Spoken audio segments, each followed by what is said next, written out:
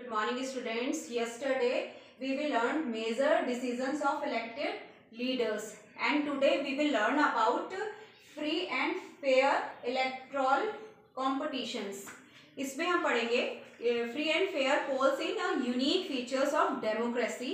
This can be understood through the elections of different countries. अब हम इसमें examples लेंगे चाइना का, जो चाइना की जो पार्लियामेंट है जिसे हुआंगो, रेमिन, दाई बियाओ और दाऊ जो है वो राष्ट्रीय जन संसद कहलाती है, के लिए हमेशा हर 5 इयर्स के बाद यहाँ पर इलेक्शंस की व्यवस्था की गई है। इलेक्शंस के प्रोसेस हैं।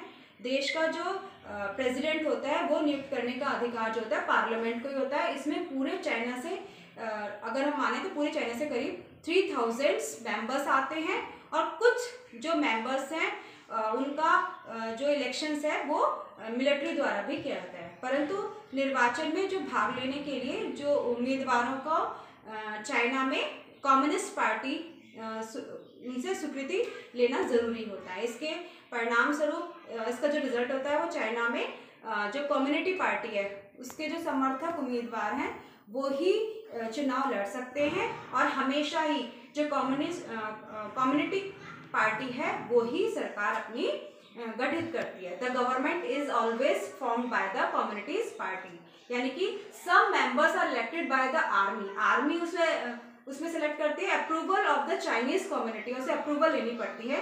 कंडीशंस फॉर कॉन्टेस्टिंग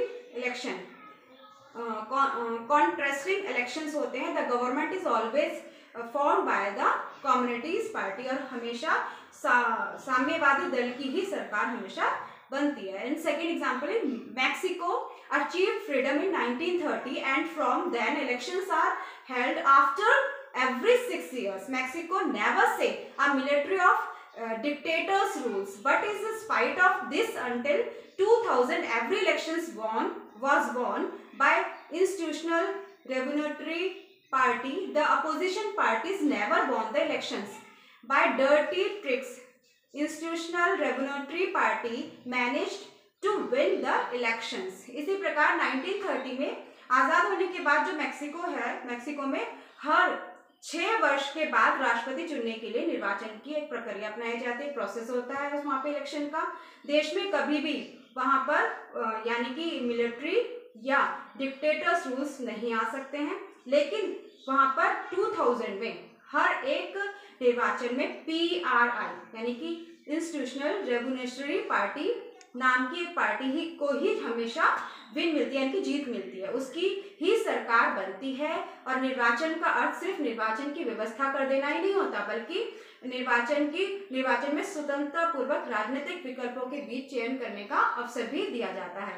इस प्रकार यह स्पष्ट हो जाता है कि एक जो दल होता है वो डिक्टेटर यानी कि तानाशाही वाले जो स्टेट्स होते हैं उसमें डेमोक्रेसी लागू नहीं कर सकता, क्योंकि यह तानाशाही जनता के सीधे मतों से हटाया भी नहीं जा सकता।